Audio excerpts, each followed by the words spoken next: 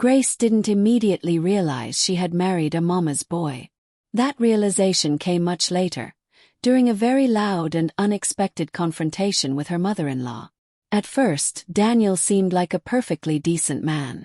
Not a movie star by any means, but she wasn't Marilyn Monroe either. He had a simple face, a soft accent, and an unassuming way about him. What won her over were his gentle eyes and quiet voice. His kindness. That calmness she mistook for depth.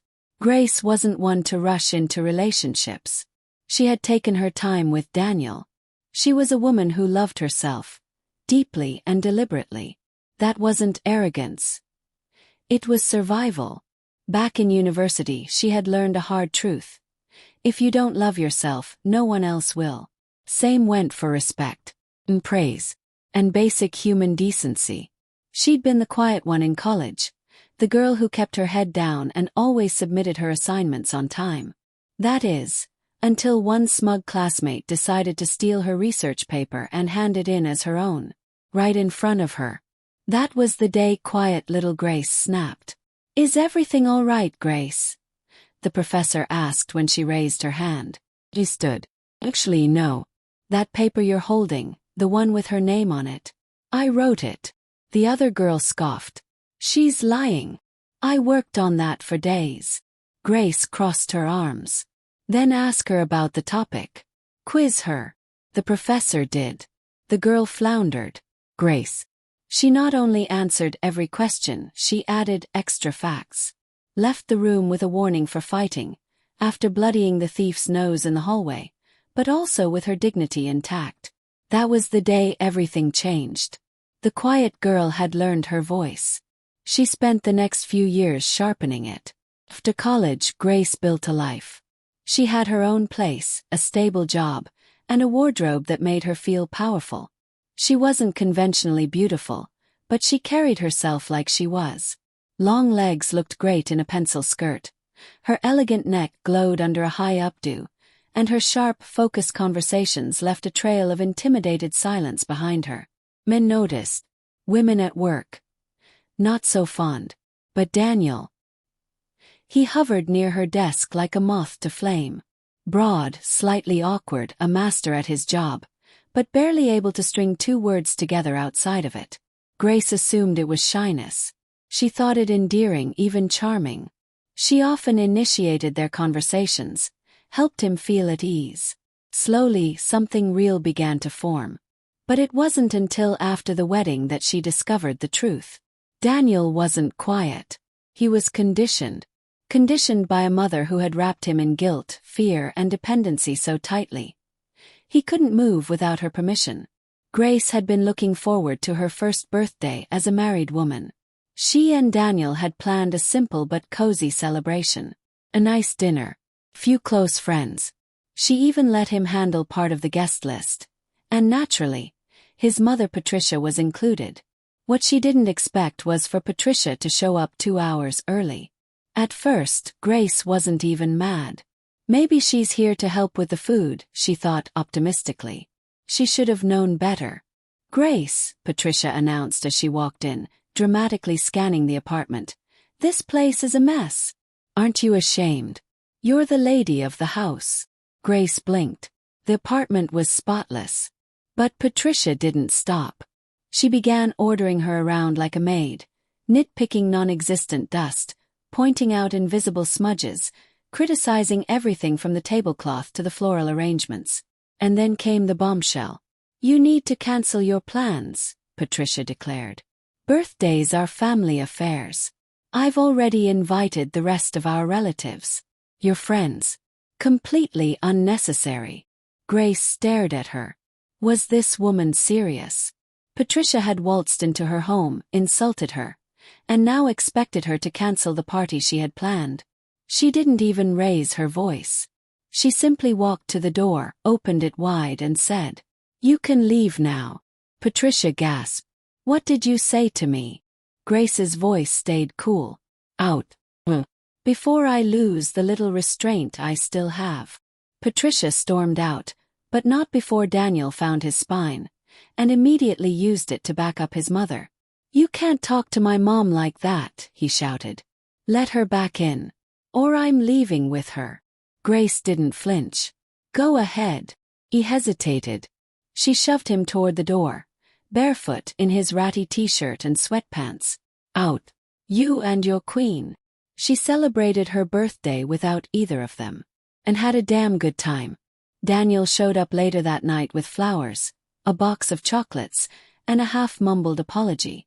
"My mom's sorry too," he added. "She didn't mean it. She just gets carried away." Grace, generous as ever, accepted the apology, with conditions. She thanked Patricia by phone, kept things civil and moved on. For a while peace returned. But peace in that house was like a teacup on the edge of a table. It didn't take much to tip it over. Months passed.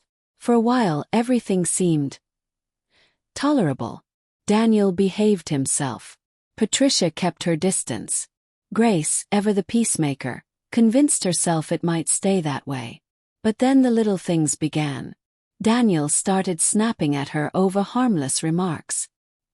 He made snide comments under his breath, disappeared for hours at a time. And where did he go? To her. To Patricia. First, Grace let it slide. She didn't need to monitor her husband's every move. But her gut told her what was happening. Patricia was rewinding him, pulling him back into that old familiar mold. Then came the calls. "Grace dear, could you stop by? I need help with the curtain rod. Can you swing over after work? I just need to talk. The ladies in my knitting group are driving me insane. Just a little cleaning. A little organizing. And some tea." Polite as ever, Grace said yes more than she said no.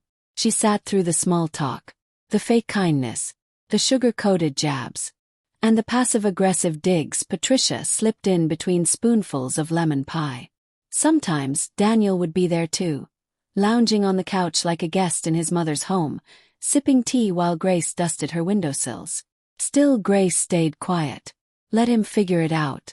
Let him see what's happening. But Daniel didn't see. He nodded and smiled and followed the leash.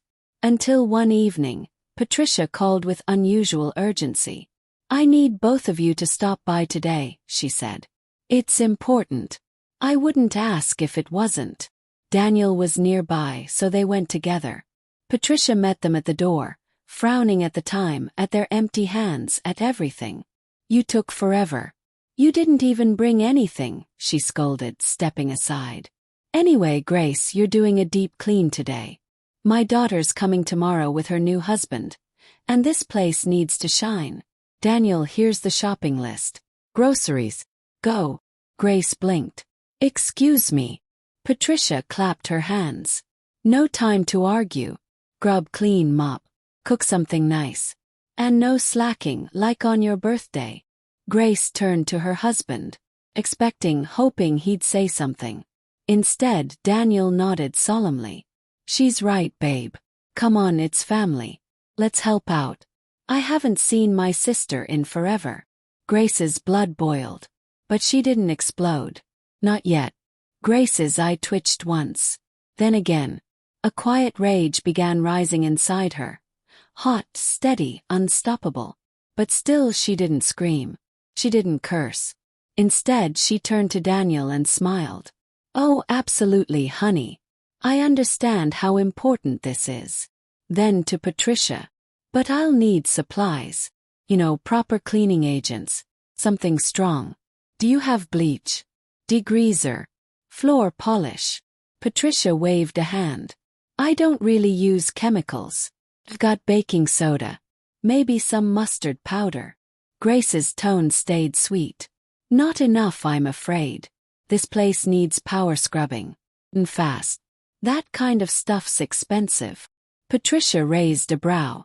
Grace didn't flinch. "But don't worry. We have everything at home. I'll swing by and bring it. Daniel, you grab the groceries, all right?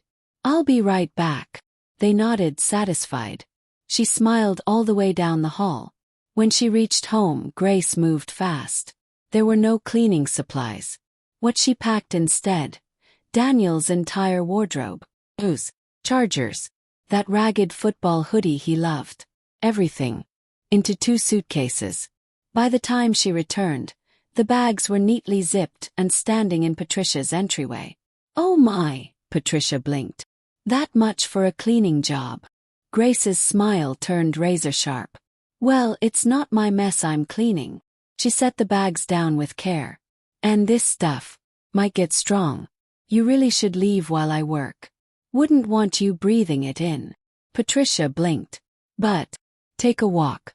Get a coffee. I'll let you know when I'm done. Daniel can let you back in." As Grace walked out, she passed Daniel coming in with grocery bags. She kissed his cheek. "Good luck in there." Daniel barely had time to shrug before Patricia was already barking. "She's taking forever. When's she cooking?" "It's late."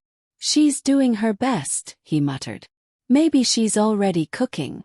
Eventually, Patricia couldn't help herself. She tiptoed toward the door and called softly, "Grace, I'm coming in." She opened the door, then gasped.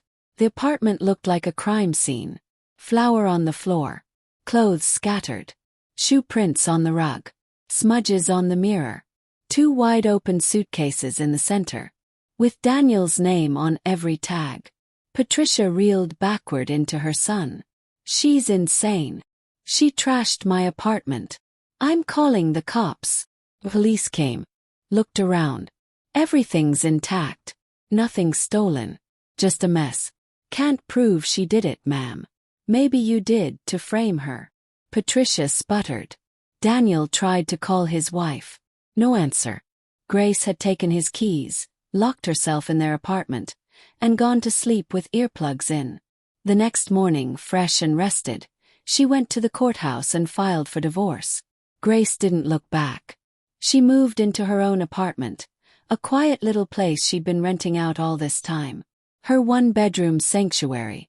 No mother-in-law, no judgment, no husband who needed a leash and permission to breathe. She didn't cry. She didn't rant. She didn't even feel the urge to explain.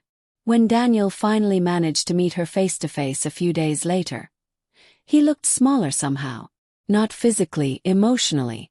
As if standing without Patricia behind him made him shorter. I didn't know she'd take it that far," he said lamely. "You never do," Grace replied. He reached into his pocket, pulling out a tiny velvet box. "I still want to fix this." "No," she said simply. He opened his mouth to protest, but she raised a hand. "You have one wife, Daniel. And her name is Patricia." She adjusted her bag on her shoulder. "And you can grow old together, in her spotless, suffocating apartment." Then she turned.